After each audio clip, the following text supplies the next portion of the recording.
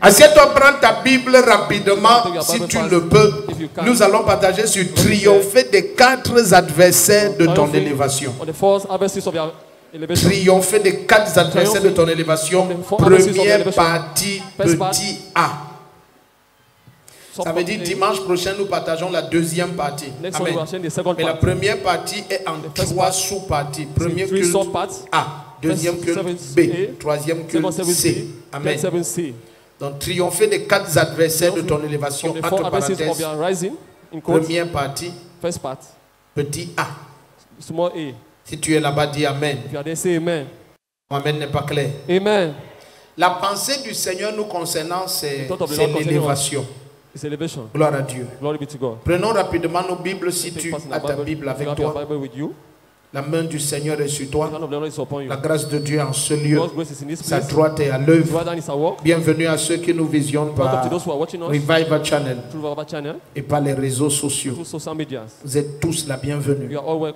Donc dans Hébreux 3, verset 13 par exemple, allons là-bas vite si tu es rapide. On va aller très vite. Tu connais pourquoi. On va grappiller le temps. Donc dans Hébreux 3 par exemple, verset 19, la parole du Seigneur nous révèle que il rend nos pieds semblables à celles des biches et il nous fait marcher sur les lieux élevés des nations. Donc la pensée du Seigneur a toujours été, en ce qui te concerne, de faire de toi le sommet et la tête. Si tu dis Amen, c'est ce qui se manifeste. Amen. Lorsqu'il parle dans Ésaïe 58, verset 14, il dit tu feras de l'Éternel tes délices et il va te transporter sur les hauteurs du pays et te rassasier de l'héritage de Jacob. Essaye d'être rapide quand tu notes parce qu'on va courir. Amen. Alléluia. Quand tu lis dans Genèse 17 à partir du verset 6, Dieu dit à Abraham, je te bénirai. Je vais rendre ton nom grand. Des nations sortiront de toi et des rois de tes entrailles. Si tu dis Amen, ta vie va changer. Amen. Genèse 17, verset 6. Dans Genèse 12, verset 2, le Seigneur dit à Abraham, je rendrai ton nom grand. Amen. Je ferai de toi une grande nation et je te bénirai. Je rendrai ton nom grand. Quelqu'un dit mon nom est grand. C'est le plan de Dieu te concernant. Amen. Donc l'élévation est à la taille de la puissance de Dieu. Et parce qu'il est le tout-puissant, il veut que tu saches que il n'y a pas de dimension de hauteur que tu sois incapable d'atteindre. Le premier qui dit Amen, tu atteins les sommets. Hier, nous étions en train de lire quelque chose. Maman Chou et moi dans Philippiens 3, était un peu ça, verset 13 et 14. Mais en anglais, c'est mieux dit parce que l'apôtre Paul dit je fais une chose, pressant vers l'avant, j'oublie ce qui est derrière. Je presse vers le prix du grand appel. En anglais, on dit the price of the high calling. Amen. Mais en français, c'est dit différemment. Alléluia. Donc, il dit, frère, pour moi-même, je n'estime pas encore avoir saisi le prix, mais je fais une chose, oubliant ce qui est en arrière et tendant vers ce qui est en avant. Verset 14, il dit, je cours vers le but pour obtenir le prix de la vocation. Ok. Mais en anglais, on nous montre que cette vocation-là, c'est un grand appel. Donc, Dieu a un grand dessein pour toi. Si ton amen était clair. Amen. Mais bien aimé, suis ce que je vais te dire. Allons un peu dans Hébreux 10, verset 7. Suis ce que je vais te dire ce matin. Lorsque nous commençons cette révélation. Il n'y a pas de possibilité que Dieu t'élève au-delà du niveau de révélation que tu as de sa parole. Suivez très bien, parce que chaque niveau d'élévation doit correspondre au niveau de ta force intérieure, au niveau de tes capacités intérieures. Dieu ne peut pas te donner au-delà de tes capacités. Amen. Amen. Il n'a pas l'intention de te faire asseoir sur un siège dont tu n'as pas la force, la stamina, le dépôt interne, la capacité. Suivez bien. Donc dans Hébreux 10, verset 7, mettez ça à l'écran. Le Seigneur dit, je viens dans le rouleau du livre. C'est-à-dire que tout ce qui concerne ma vie est en accord avec ce qui a été dit d'avance. Donc Dieu ne peut pas aller au-delà de sa parole. Lorsque Jésus va être introduit dans ce monde, il va dire, alors j'ai dit, voici, je viens dans le rouleau du livre. Il est écrit à mon sujet. Je viens pour faire, ô Dieu, ta volonté. Donc amen n'est pas clair. Donc tout ce qui te concerne est dans les périmètres de la révélation que tu as de la parole. Est-ce qu'ils sont ici? Je reprends doucement. Je dis, tout ce qui te concerne est dans les périmètres de la révélation que tu as de la parole. Qu'est-ce que je veux dire par là? Si mon interprète me bloque, me ralentit, je vais devoir te stopper, pardon. Excuse-moi, je te stoppe un peu. Amen. Repose-toi. Donc, c'est dans les périmètres de ta révélation. Pourquoi? Parce que tout ce que Dieu veut faire, ce n'est pas le canal de ta foi. Est-ce que vous êtes dans cette salle où vous êtes parti? Ok, laissez-moi dire quelque chose qui va aider tout le monde. Lorsque vous ouvrez la Bible, vous allez découvrir que dans toute la Bible, il y a trois, c'est moi qui ai établi ça comme ça, et ce n'est pas quelqu'un. Dans toute la Bible, il y a 3 P qui sont partout. Amen. Le premier P qui est dans la Bible, ce sont les promesses. Le deuxième P qui est dans la Bible, ce sont les prophéties. Le troisième P qui est dans la Bible, ce sont les principes. Donc quand tu ouvres la parole du Seigneur, si tu ne maîtrises pas les promesses, tu ne comprends pas les prophéties et tu ne saisis pas les principes, alors tu peux être surpris de découvrir que tu es un chrétien, tu as la Bible, mais Dieu n'est pas capable de faire de grandes choses avec toi. Pourquoi? Parce que tu opères hors du périmètre de la révélation de la parole. Vous savez, dans Matthieu 13, verset 11, allons un peu là-bas.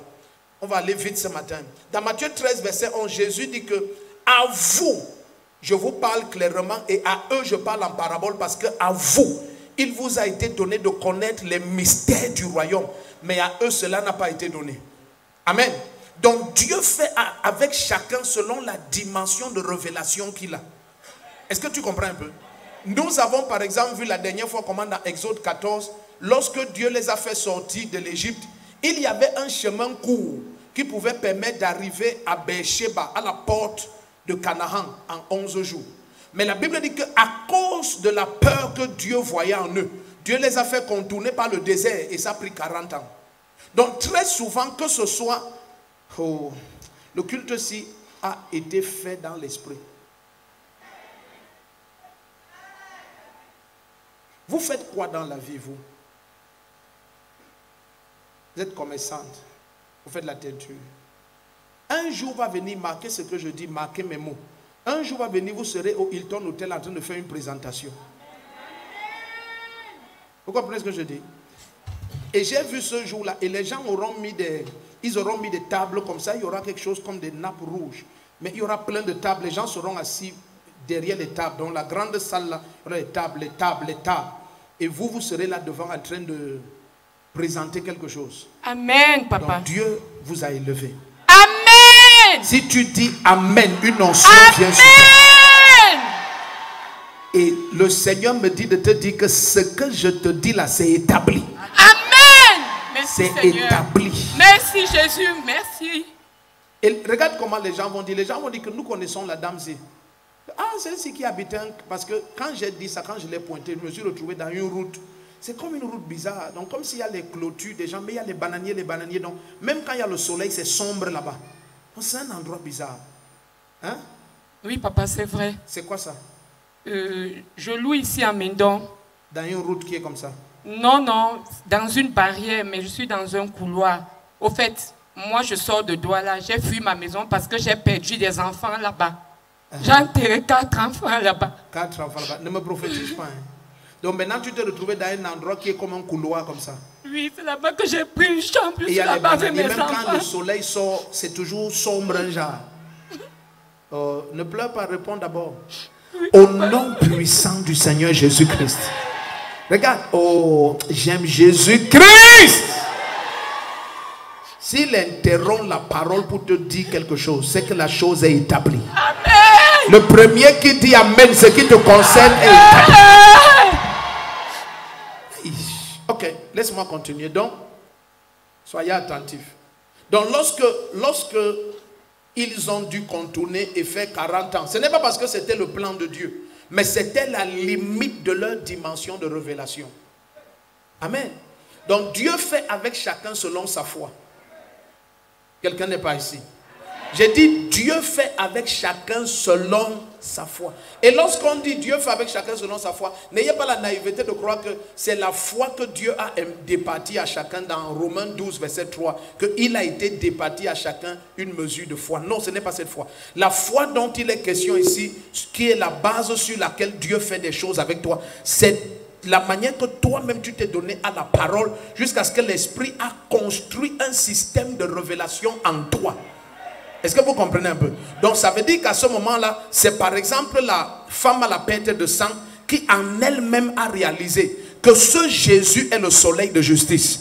Et sur ses vêtements, le pan de sa robe, se trouve la guérison des nations. Alors à cause de cette lumière qu'elle-même, elle a bâtie dans la parole par le Saint-Esprit, elle a dit, si je puis seulement toucher le pan de sa robe, parce que sur le pan de la robe du soleil de justice, là-bas se trouve la guérison. Est-ce que quelqu'un comprend de quoi je parle ici?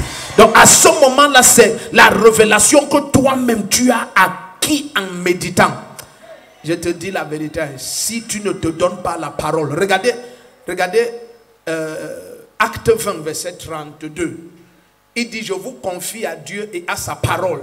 Et sa parole a le pouvoir de vous sanctifier et vous donner votre héritage. Alléluia.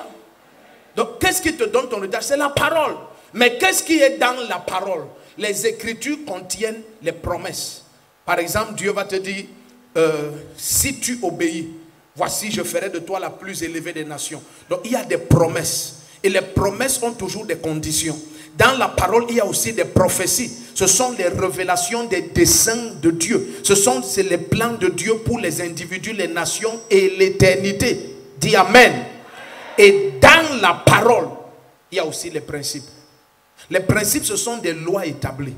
C'est le système dans lequel Dieu a prévu que toute chose se fasse.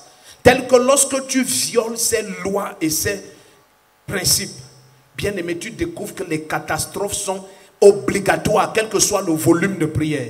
C'est comme, je partageais l'autre jour, je leur disais que, imagine un couple où le mari, il n'aime pas sa femme comme Christ aime l'église. La femme n'est pas soumise à son mari comme au Seigneur. Et maintenant, un pasteur vient leur imposer les mains, que la paix soit dans le foyer. Ça ne viendra jamais. Je vous ai dit, ne soyez pas des naïfs. Même quand Jésus dans Matthieu 10 dit que quand vous saluez une maison, dites que la paix soit sur toi. Après, Jésus dit, vérifiez s'il y a un homme de paix à l'intérieur. S'il y a un homme de paix, que votre paix demeure. Mais s'il n'y en a pas, que votre paix revienne sur vous. Donc ce n'est pas parce que tu pries pour la paix dans une maison que la paix va venir. S'il n'y a personne là-bas qui pratique le principe de la paix là que tu donnes, ça retourne toujours avec toi. Le premier qui essaye de comprendre dit Amen.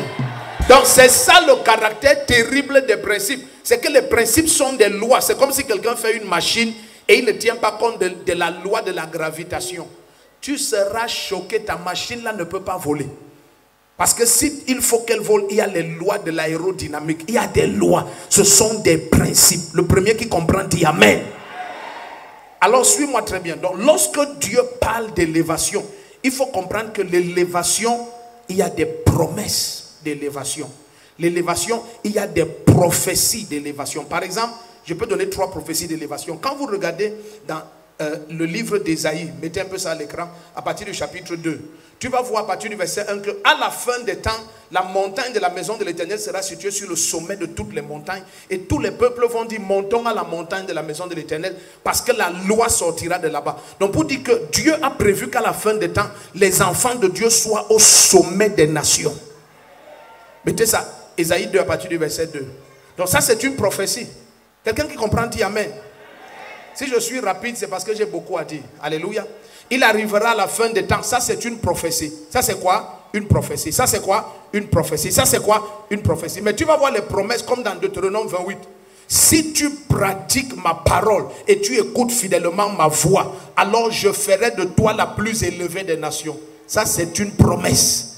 Parce que chaque fois que tu vois une condition, tu es en face d'une promesse. Quelqu'un te dit, si tu fais ceci, je te promets, je ferai cela. C'est une promesse. Mais les prophéties ne requièrent que ta foi. Ton amen n'est pas en place. Ma Bible dit dans 2 Rois chapitre 8 que parce que l'eunuque qui se tient sur qui le roi pose sa main n'avait pas cru ce que Élisée a dit, pardon. Il a vu l'abondance, mais il n'a pas goûté. C'est comme dans Jean 11, verset 40. Jésus dit, ne t'ai-je pas dit que si tu crois, tu verras. Donc c'est là où la foi est manifeste, que la gloire est visible. Le premier qui dit Amen, la gloire devient visible. Jésus lui dit, ne t'ai-je pas dit que si tu crois, tu verras. Donc tu vois, c'est une promesse. Amen. Donc si tu ne crois pas, tu ne verras. Qu'importe la manière tu pries. Tu sais qu'il y a des gens qui prient beaucoup mais qui ne croient pas. Oh papa, élève-moi, élève-moi, élève-moi, élève-moi, élève-moi, élève-moi. Je déclare même, je suis élevé. Je suis élevé, oh, je suis élevé, je suis élevé, je suis. Comme tu me vois, comme je suis au sommet, je suis au sommet, je suis au sommet. Je marche au sommet, je suis au sommet, je suis au sommet. Ok.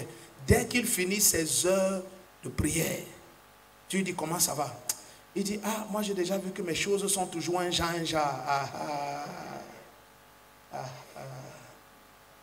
Vous avez vu? Toute la prière là, il n'y avait pas la foi. La foi, c'est l'actuelle assurance de l'espérance. Et c'est la démonstration de l'invisible. En français courant, on dit la foi, c'est l'assurance des choses qu'on espère et la démonstration de celles qu'on ne voit pas. Tu peux ne pas voir que je suis élevé, mais moi j'ai vu ça. Tu peux ne pas croire que je suis élevé. L'assurance que j'ai de mon élévation, c'est ce que Dieu a dit. Dieu a dit, je fais de toi la tête, la tête. Le premier qui dit Amen. Tu as déjà vu une tête qui est en bas. Même dans la sorcellerie, ils n'ont pas encore fait l'autre là. Une tête en bas, ça dit que sa tête est en bas.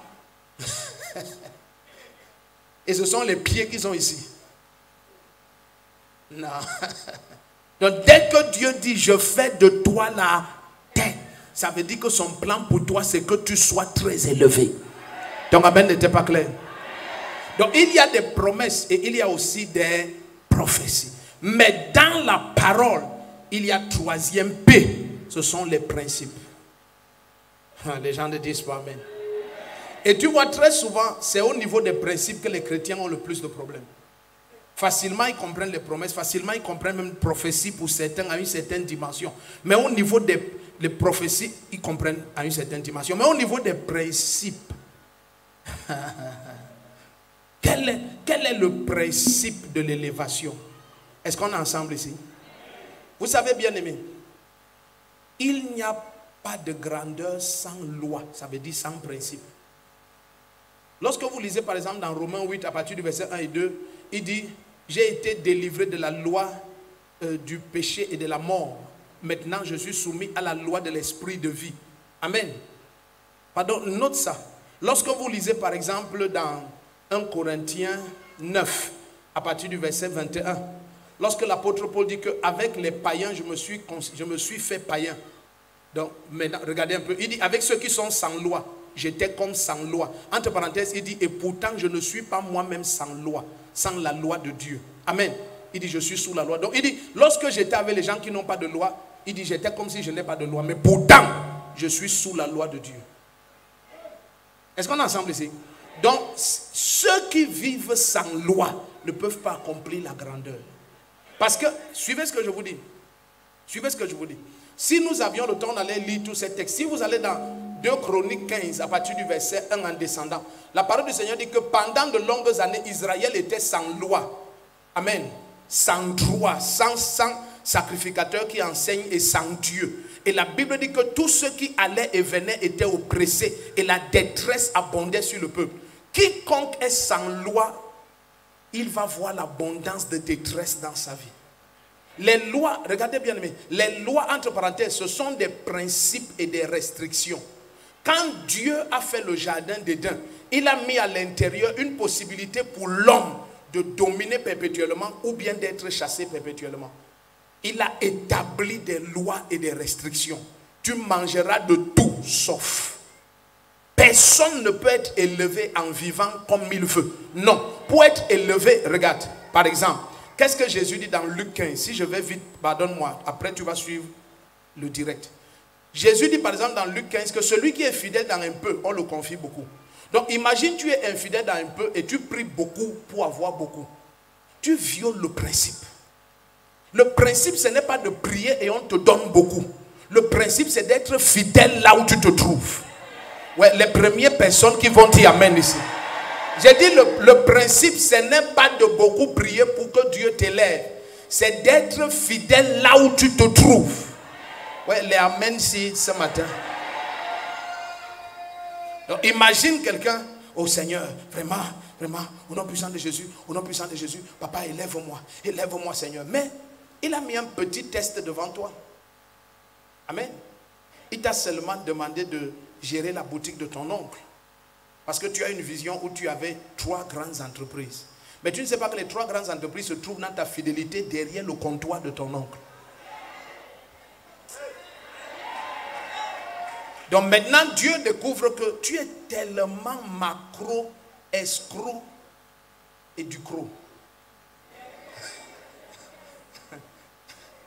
Tu es comme une mayonnaise. Tu es un mélange de beaucoup de choses. Si tu n'as pas compris, du colo vient demain.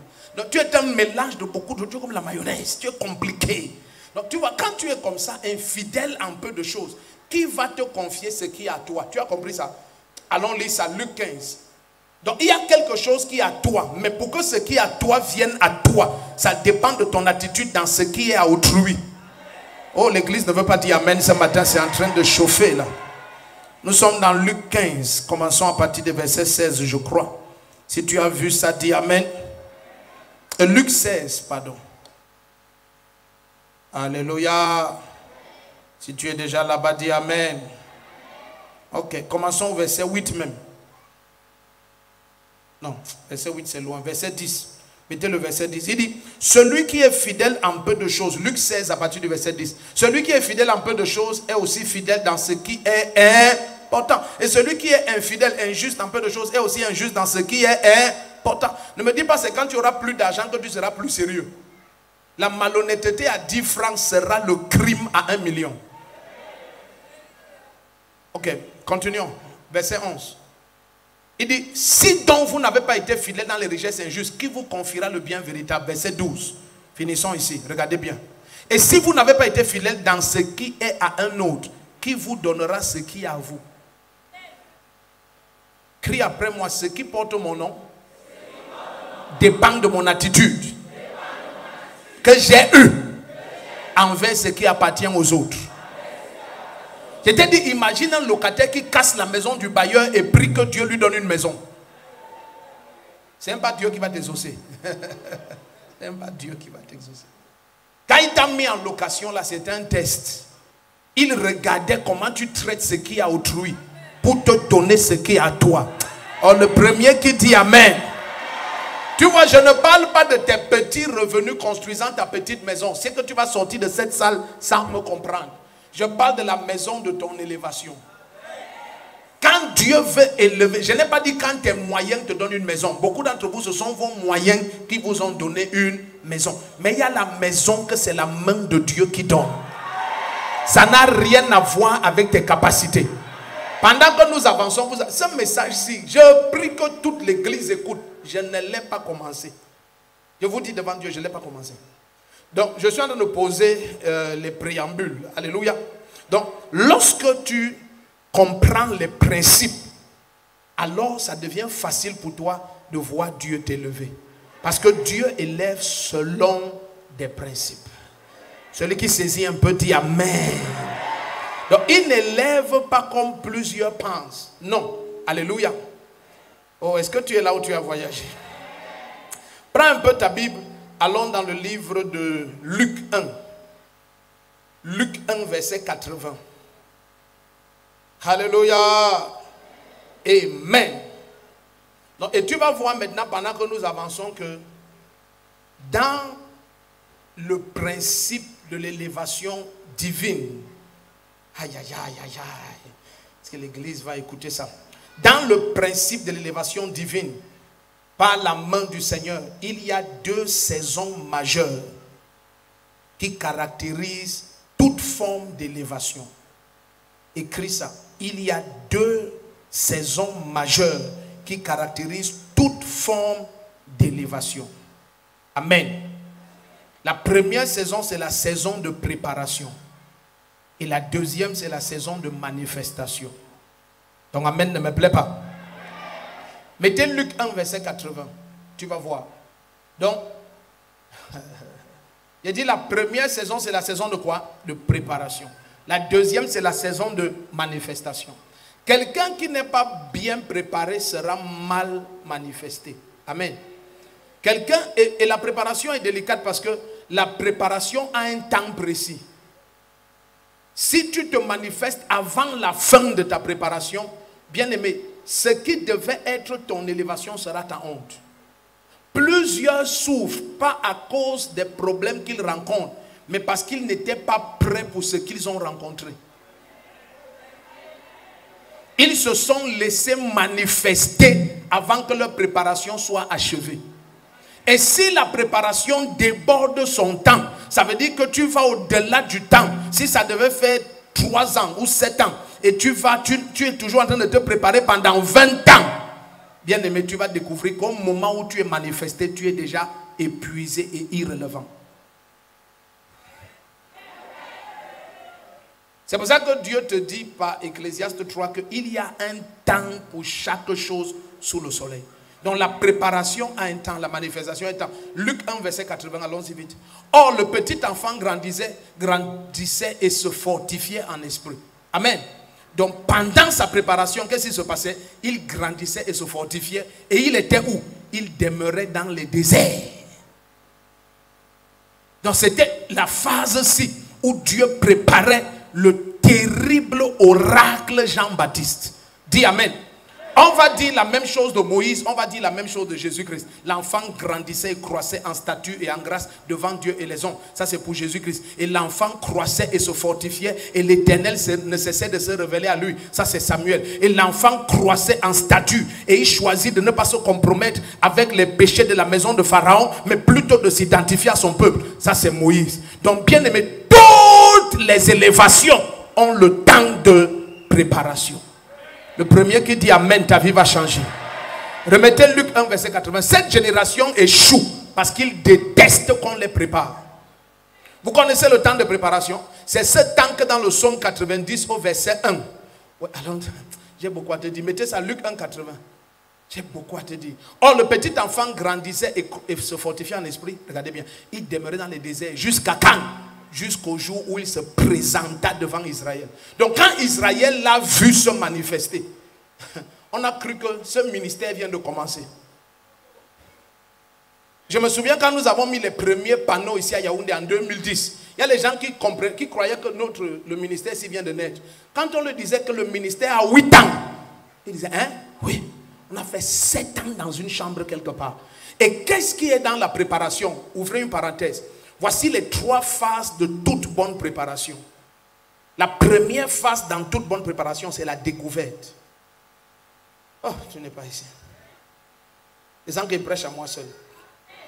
La deuxième phase de toute bonne préparation, ce sont les confrontations.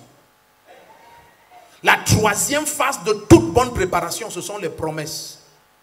Donc toute préparation contient quoi? Elle contient les découvertes, les confrontations et les promesses. Qu'est-ce que tu dois découvrir? On va lire tout ça, on va étudier ça. 1. Tu dois découvrir le Dieu qui t'appelle. 2. Tu découvres ta vraie identité. Quiconque est manifesté sans connaître Jésus ni se connaître, Satan le tue sans effort. Satan le tue avec le cul dans la bouche. Non, ce n'est pas la blague. 7 ans que nous avons fait dans une salle, bien aimé, nous avons vu Satan physiquement. Je ne blague pas, je dis bien physiquement. Alléluia. Je vous ai dit, c'est là où en 3 mois de jeûne, Maman Chou et moi, une nuit pour achever nos 3 mois de jeûne, tout le monde disait qu'on a le sida. Non, si tu nous voyais, tu savais qu'on a le sida. On était comme les sidéens au stade terminal. Tout le monde disait qu'on a le sida. Les voisins du quartier, l'église, les fidèles, tout le monde.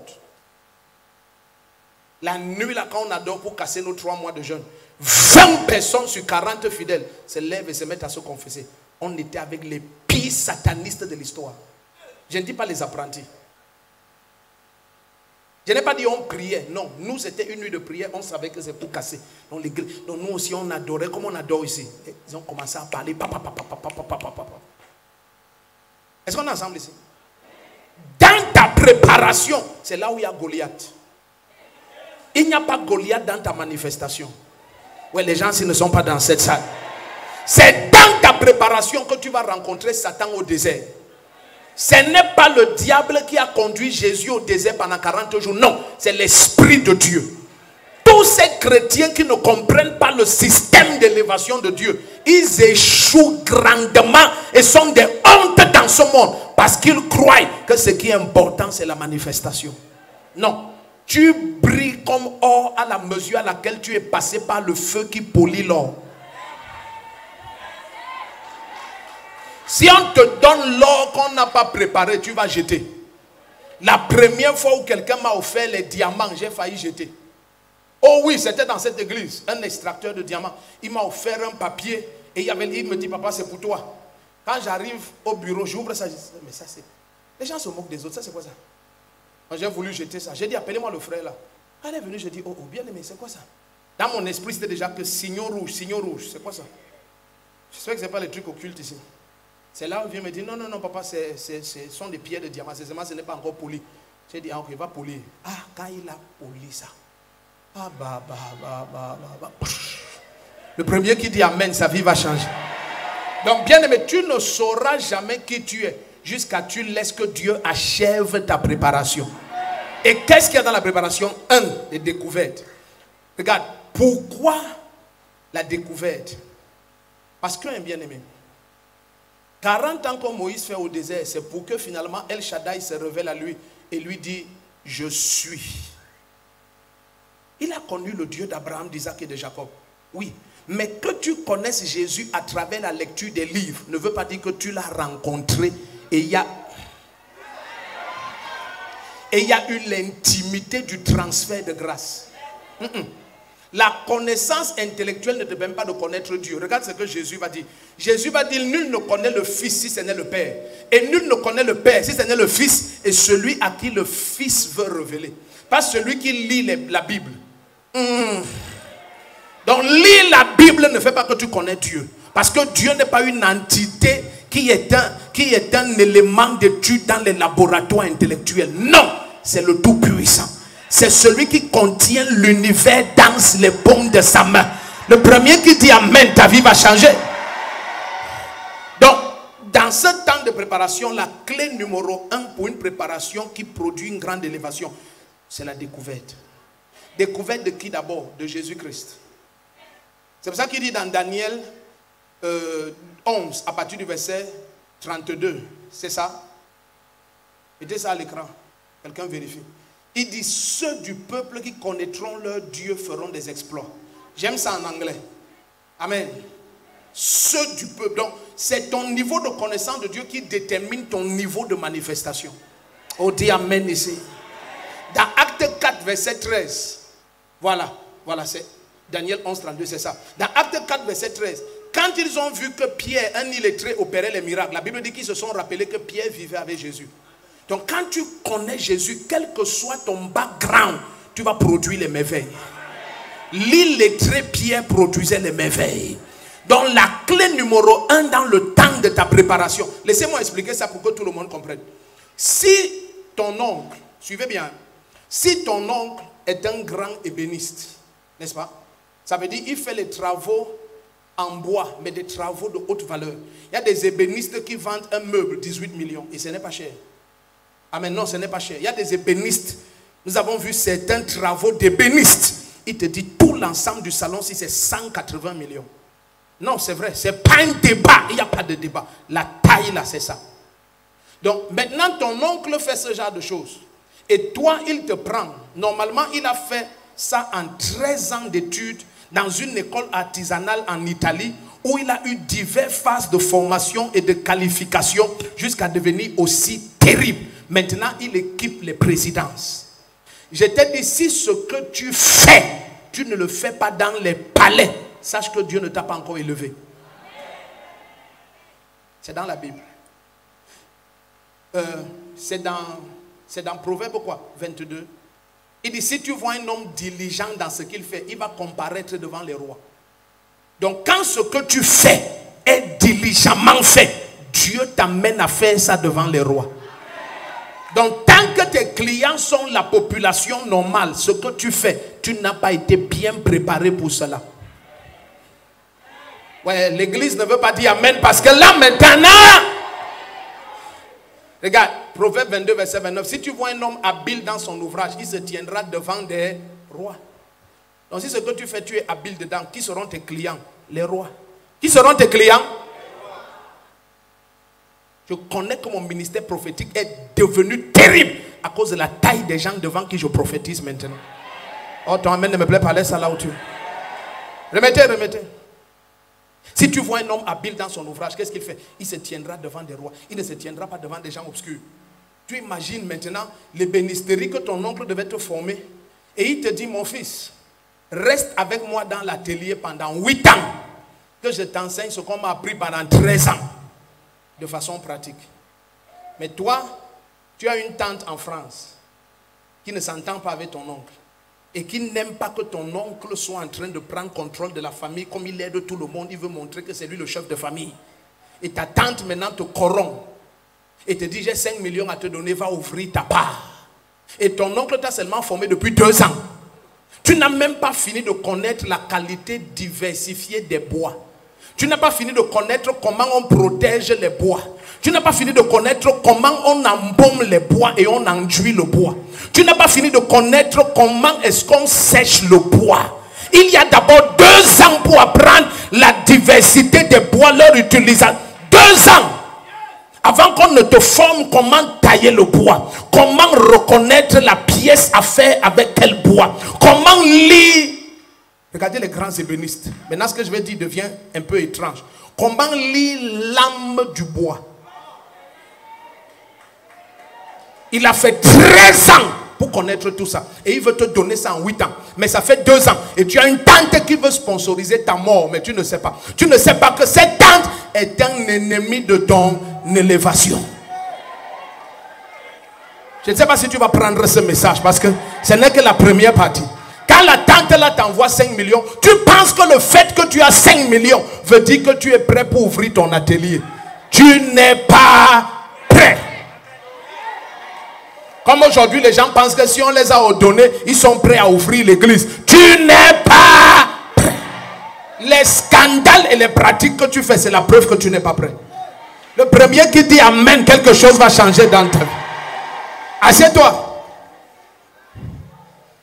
Et l'enfant qu'on devait encore former 6 ans de plus, il a déjà ouvert l'atelier. Maintenant, les 6 ans que l'oncle devait le former, il sera formé. Mais il sera formé dans les plaintes, les convocations, les emprisonnements. Vous comprenez un peu? Pourquoi? Parce qu'on va le convoquer. On va le convoquer. La moelle qu'il a fait l'autre jour, il ne connaît pas le bois. Ça s'est fendillé, ça s'est ouvert. On va le convoquer. Le lit qu'il a fait l'autre jour, ça vient de se craquer. Ce n'est pas que les charançons, ce n'était pas le bois adéquat pour ceux. Vous comprenez un peu? Donc tout ce que rien ne marche. Je ne parle pas de la menuiserie où on cloue les choses avec les clous. Je parle de l'ébénisterie. L'art secret du bois. Le premier qui dit amen, ta vie change. Donc, il y a des choses que, suivez bien ce que nous partageons. C'est vrai dans tous les sens. Allons à la boulangerie, la cuisine, allons à l'électricité, la tuyauterie, n'importe quoi, la mécanique auto. Ce que tu vois cet homme faire avec aisance, il a appris ça pendant des années et il faut des années pour qu'il te transfère. N'entre pas seulement dans le cabinet d'un avocat et tu sors, tu as déjà ton matricule à l'ordre des avocats. Tu crois que ça veut dire que tu es prêt à ouvrir ton cabinet d'avocat? Tu es naïf. Tu dois faire 8 ans à suivre un vrai avocat. Il va te montrer les complexités de l'utilisation de la loi. Ce n'est pas ça la partie la plus compliquée. Il va te montrer comment maîtriser les couloirs des palais de justice. Parce que dans un palais de justice, on ne maîtrise pas seulement l'art oratoire dans la salle de prestation. On maîtrise surtout les couloirs des palais de justice. Après 27 ans comme un avocat, avec sa chambre d'avocat, il maîtrise les couloirs des palais de justice. Après, il va te montrer l'art d'utiliser les personnages publics et les réseaux sociaux et les médias pour influencer une décision et contrôler les émotions. Oh, les gens, s'ils ne sont pas ici. Ces choses ne s'enseignent pas à soi, ça s'enseigne en suivant un expert. Le premier qui dit amen, quelque chose descend sur toi. Assieds-toi. Je parle de la préparation. La clé numéro 1 dans la préparation. Il y a quelqu'un qui va atteindre les sommets ici. Je te dis, quelqu'un va aller loin.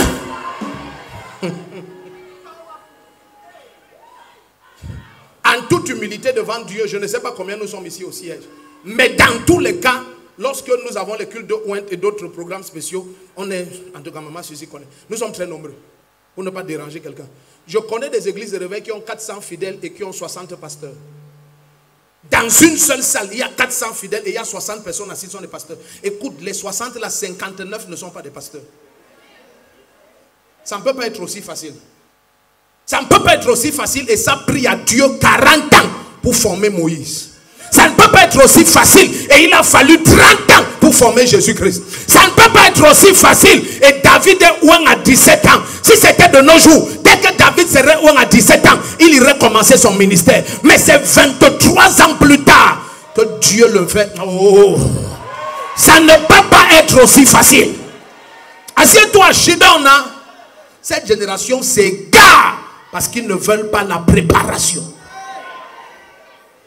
Tout le monde est pressé d'être connu parce que c'est la soif d'être connu, la soif du matériel, la soif des honneurs, la soif caméra, la soif des bouts de chiffon aussi qu'on appelle les vestes. C'est ça qui tue cette génération.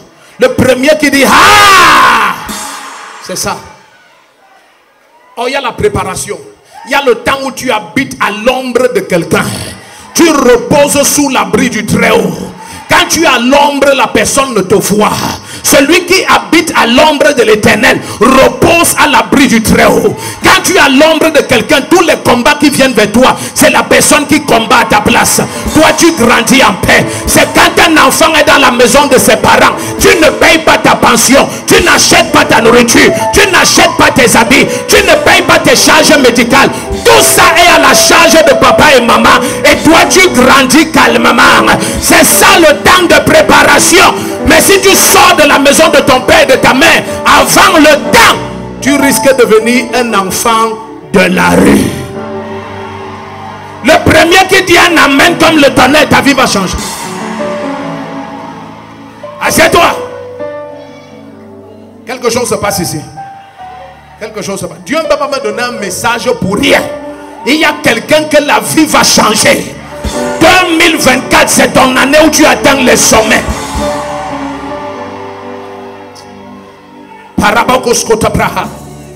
Ma Bible dit dans Galates 4 verset 2, l'enfant est soumis aux tuteurs et aux administrateurs jusqu'au temps marqué par le Père. Ça veut dire c'est celui qui te forme, qui te regarde et qui dit tu es prêt. Maintenant je vais ouvrir ton atelier. Je vois qu'après 8 ans tu commences à avoir mes capacités. Je vais t'ouvrir. Mais si c'est quelqu'un de l'extérieur qui vient te dire qu'il te perd le temps, oh il te perd le temps, tu es déjà prêt. Ce n'est pas la personne de l'extérieur qui te forme. C'est ton père qui connaît qui tu es. C'est lui qui connaît tes faiblesses. Est-ce que vous savez que quand vous êtes des bons parents, parfois vous dites à un enfant, la fille ci n'est pas bien pour toi. Ce n'est pas parce que Dieu t'a dit, c'est parce que tu connais ses faiblesses, tu connais ses manquements. C'est le paraya la bakazi mantati atoria. Le premier qui se lève et dit ah, assieds-toi. Mais quand un enfant connaît plus que son père et sa mère, tu t'assois, tu le regardes se perdre. Assieds-toi. Tu connais mon enfant, si c'est un bavard, c'est un dépensier, c'est un orgueilleux. Il lui faut une femme humble, qui craint Dieu, soumise, amoureuse, fidèle, obéissante.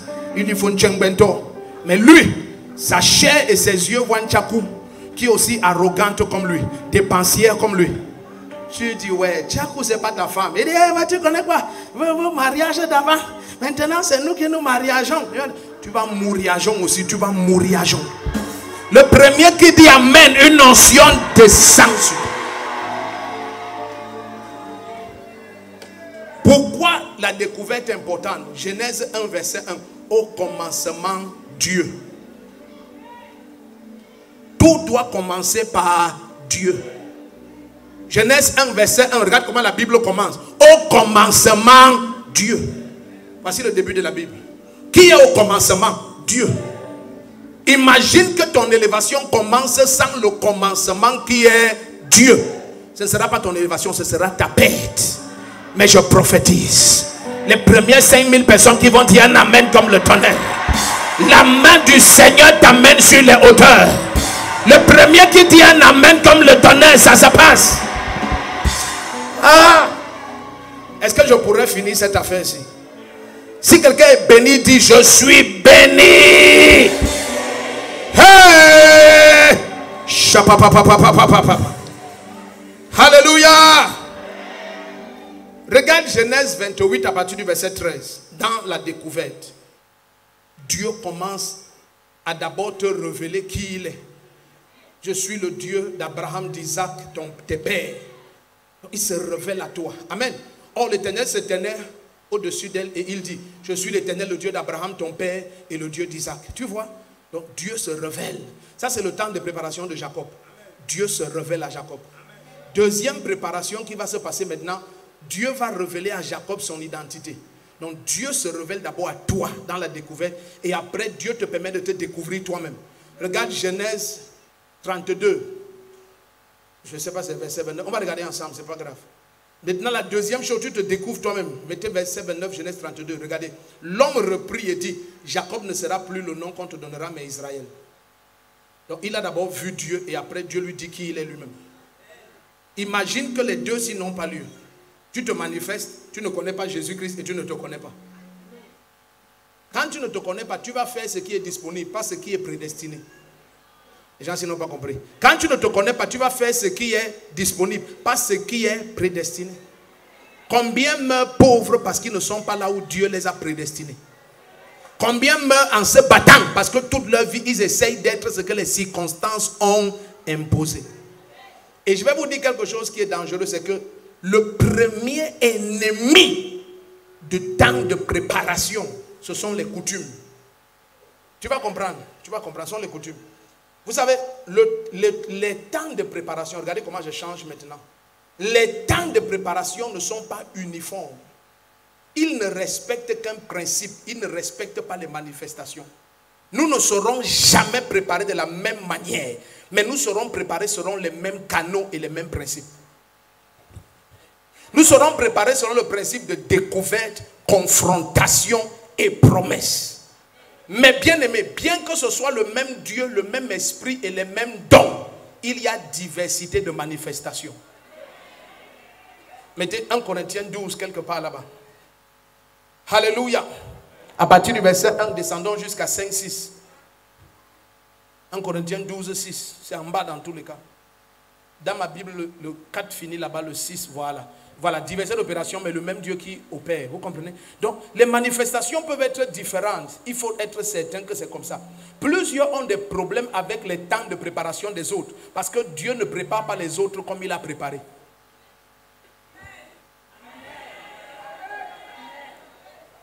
Plusieurs, quand certains se manifestent, ils ne croient pas que c'est Dieu. Parce qu'ils ne voient pas que la personne a été préparée comme lui. Bien aimé, je vais te choquer. L'Esprit vient sur Jésus et le conduit au désert. Quand il sort du désert, il est revêtu de la puissance d'en haut.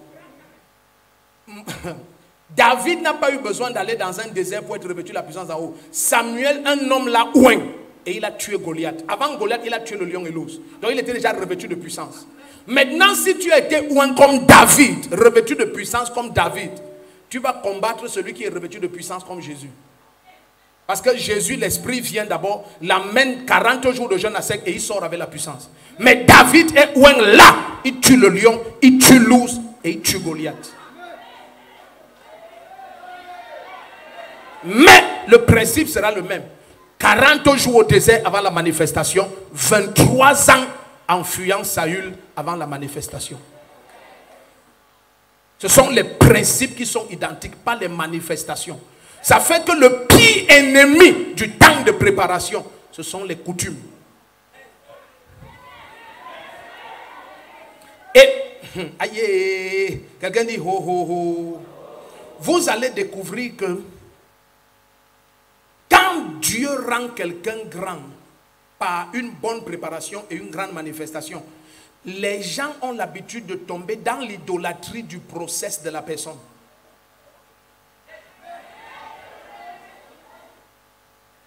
Pardon, suivez-moi. Et vous allez voir, c'est dans la Bible. Ok, avançons vite. Regardons un peu les confrontations parce que le temps court. Regardons vous allez voir ce que je suis en train de dire avec les coutumes. Amen. Et si vous comprenez les coutumes, vous allez voir pourquoi quelqu'un comme Philippe disait que non, ce Jésus de Nazareth ne peut pas être le Christ. Parce qu'il a dit qu'il y a une prophétie claire, rien de bon ne sort de Nazareth. Dieu ne peut pas travailler quelqu'un à Nazareth jusqu'à ce qu'il soit utilisable. Vous voyez un peu? Donc, tu vois, c'est ça souvent le problème, c'est que maintenant tu vas venir dire que ta mère est prostituée. Ton père c'est un bandit, il est en prison. Tes grandes soeurs sont des prostituées.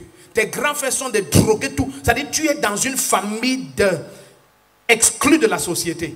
Et maintenant, toi, tu dis que tu es une prophétesse. Tu vois, les gens vont sourire comme quelqu'un a souri là.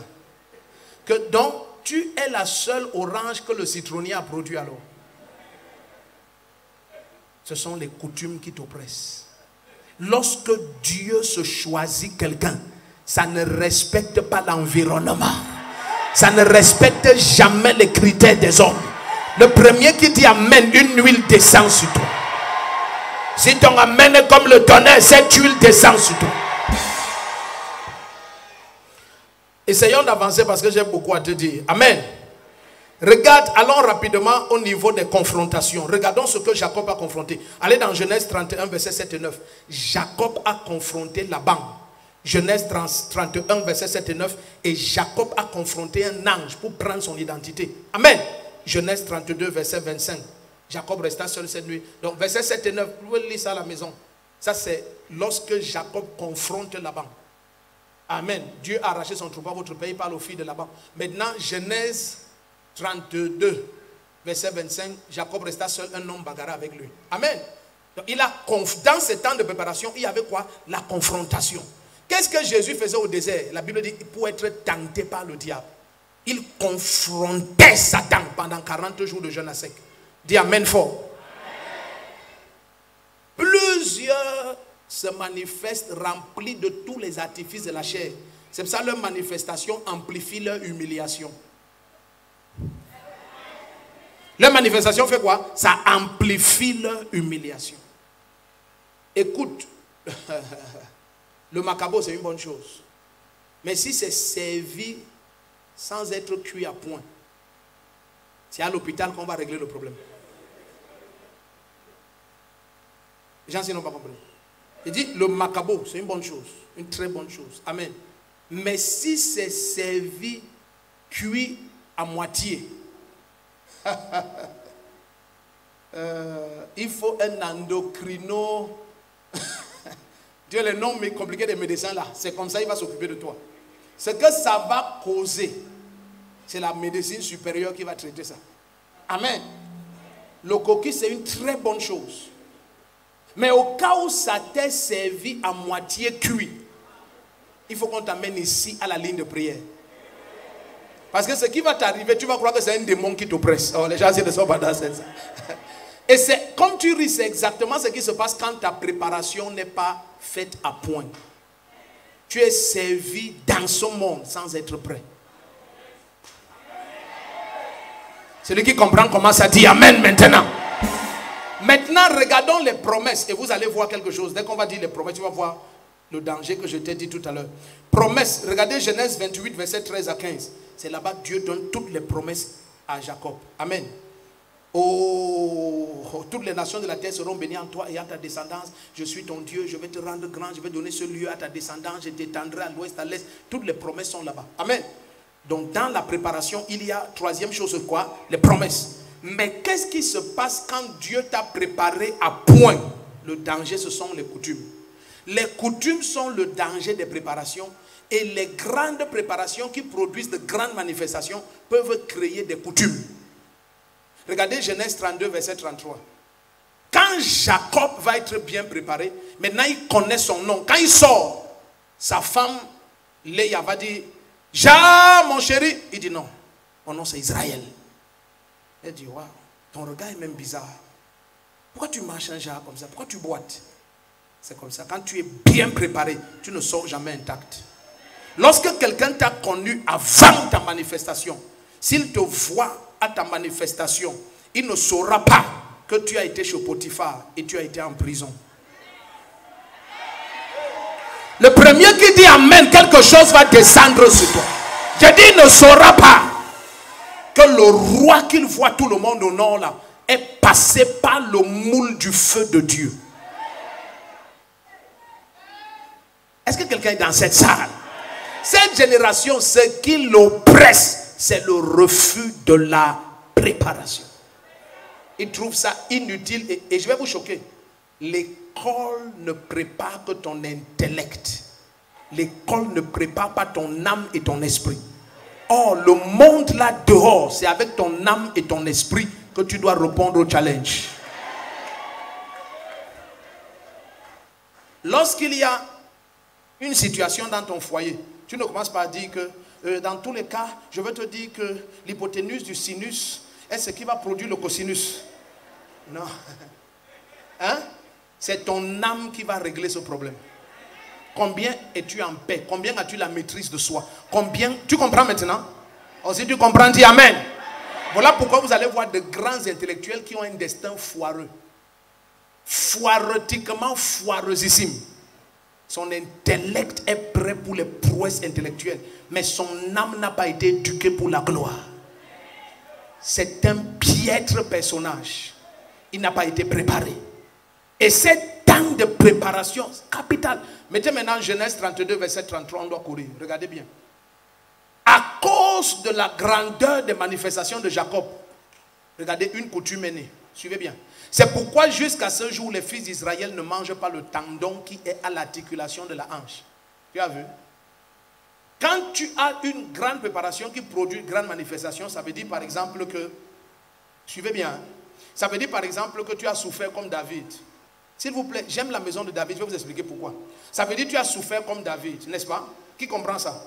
Tu as souffert comme David. Dieu t'a pris derrière le bétail, n'est-ce pas? Tu étais un bâtard, n'est-ce pas? Tu étais rejeté par tes frères, n'est-ce pas? Dieu t'a oint, tu as tué le lion, l'ours, Goliath. Le roi t'a pourchassé pendant 23 ans. Tout ça, n'est-ce pas? Maintenant, les gens qui te servent croient qu'il faut que Dieu fasse tout ça avec quelqu'un avant que la personne devienne aussi grande. Non. Il y a diversité de manifestations. C'est dans le même principe, mais les manifestations sont différentes. Maintenant, Dieu va faire que la personne qui devient roi après David n'a jamais connu la souffrance. Salomon, c'est le genre d'enfant qu'on dit, il est né avec une cuillère en diamant, pas en or, l'or est petit, en diamant dans la bouche. Quand il naît, son père, c'est le roi du plus grand royaume de la terre, David. En fait, la Bible dit que Salomon n'a jamais touché une épée. C'était à ce point-là, jamais. C'est le genre d'enfant, il s'assoit comme ça, jusqu'à l'âge de 6 ans. Il touche la cuillère à 7 ans. Le jour où il touche la cuillère, il y a la fête de touchage de la cuillère par le prince héritier. Oh, les gens, s'ils ne comprennent pas, touche pas la cuillère. Donc, c'est comme ça. Il y a un préposé à l'essuyage de sa bouche. Donc, quelqu'un qui est là à côté de lui avec une nappe qui change chaque fois que ça touche ses lèvres. C'est 12 nappes pour essuyer la bouche 12 fois aux 12 cuillères de son repas. C'est comme ça que Salomon était. Maintenant, si tu crois que tout le monde doit souffrir avant de devenir grand, n'est-ce pas, tu vas croire que tous tes enfants doivent emprunter ton chemin? La grandeur de Jacob avait déjà produit une coutume. C'est ça le danger. C'est ça le danger. Maintenant, quelqu'un va croire que pour que ton foyer soit glorieux, il faudrait que toi aussi, vous souffrez comme Maman Chou et moi, et puis tout coûte 250 000. Non. Ça coûtait comme ça pour que maintenant il y a des gens que leur mariage c'est 250 millions. Le premier qui dit amen, quelque chose descend. Et ce sera très glorieux. Et ça a commencé avec 250 millions. Est-ce que vous savez que ce que je dis, plein de parents dans cette salle n'ont pas capacité de dire amen? Parce que d'aussi loin qu'ils se rappellent d'eux, c'est souffrance fois souffrance multiplié par souffrance. En mathématiques, il y a quelque chose qui est très révélateur. C'est que tout fois 0 donne 0. Hein? Je te dis, quand on était plus jeune, on disait que l'élément neutre de la multiplication, c'est 0. Tous les gens qui ont fui l'école, ça va te prendre dans cette église. Bon, quel élément neutre de l'addition? Les gens qui ont échoué n'étaient pas à l'école. Ils ont peur de la réponse. Amen. Ça veut dire ce qui laisse la chose intacte. Ce que je vous ai dit avant n'était pas vrai. L'élément neutre de la multiplication, c'est 1. Amen. L'élément neutre de l'addition, c'est 0. Assieds-toi. L'élément neutre de la division, c'est... Acclame pour toi-même, tu es déjà fort. Oh, une église d'intellectuels. Acclame fort. Attends, mais ça ne suffit pas pour ton élévation. Ça ne suffit pas. Ça, c'est la tête seulement. Donc, le drame, c'est donc ça. C'est que quand tu as vécu toute ta vie d'une certaine manière, comme un parent te dit, non, moi, quand on allait à l'école, on marchait 15 km à pied, aller-retour. Donc, ça veut dire quoi? Que tes parents, tes enfants doivent aussi marcher 15 km. Les enfants d'aujourd'hui, ce qui vous empêche d'être grand, c'est parce que vous ne souffrez pas comme on a souffert. Shut up. Shut up. Shut up. Dieu a veillé qu'il y ait après David, qu'il y ait Salomon. Et la personne, pardon, suivez-vous. Et la personne qui a manifesté la gloire de la souffrance de David, c'est Salomon. Donc amen ne me plaît pas. Dieu s'est révélé à quelqu'un qui n'a jamais connu la souffrance 2 fois. Pourquoi? Parce que David a enseigné à Salomon à aimer l'Éternel. Donc le secret, regardez bien, ça veut dire que pour Dieu, la vraie souffrance, c'est la bagarre qu'il y a dans ton âme entre l'amour pour Jésus et l'amour pour le monde. Le premier qui dit amen, sa vie change. Yes. Et si tu montres à Dieu que tu l'aimes plus que ta propre vie, Luc 14 dit à partir du verset 12 en descendant que c'est bon, tu es qualifié. Si tu renonces à ta propre vie, à tout ce que tu possèdes, il dit alors tu es mon disciple. Il n'a pas dit si tu pars souffrir au désert. Maintenant tu vas voir un pasteur qui te dit non, vraiment, quiconque n'a pas fait 21 jours à sec, ton onction n'est pas réelle.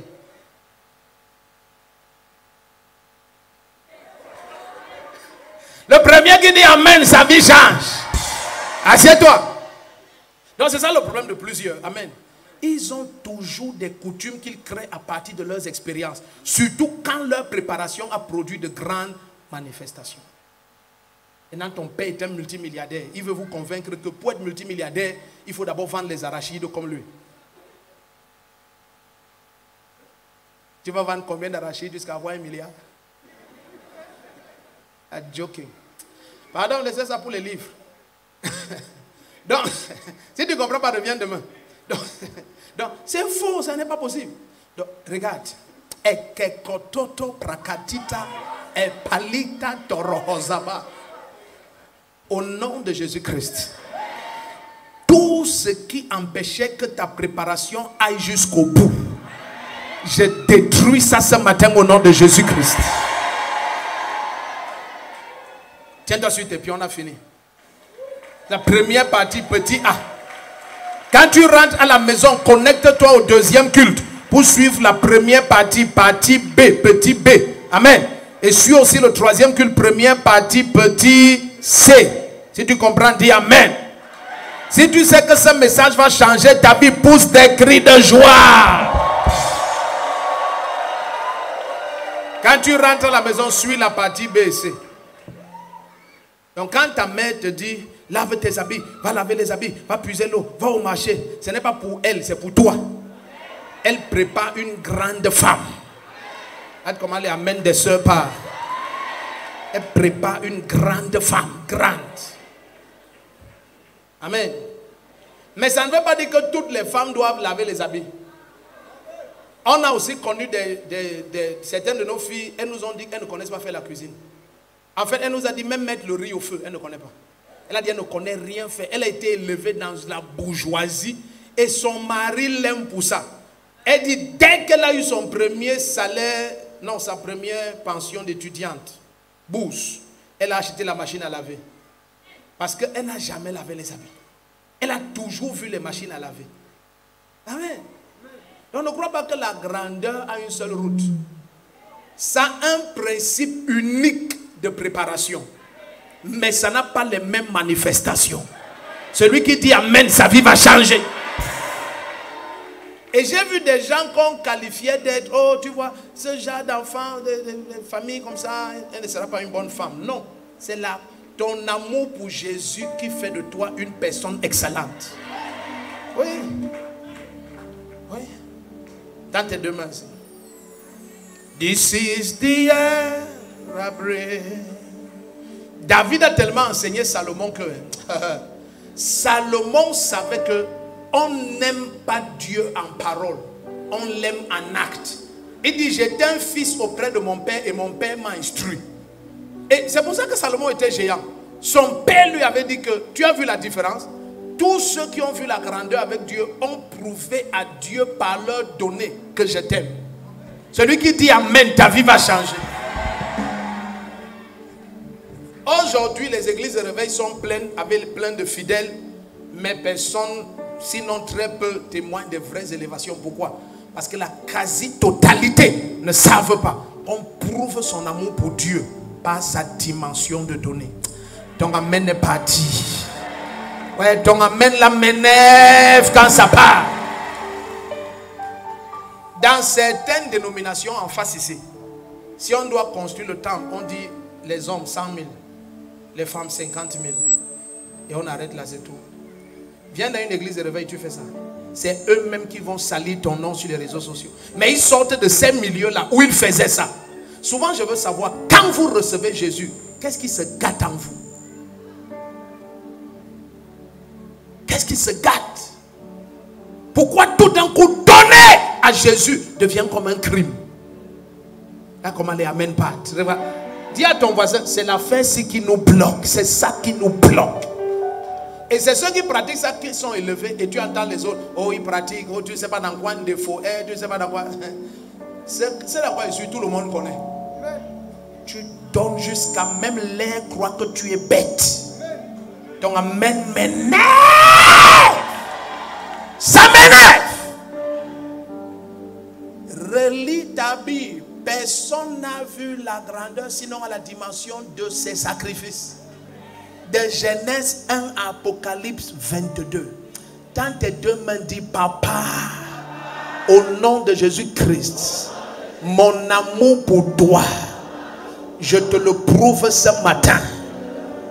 Élève ta voix et prie comme ça 1 minute.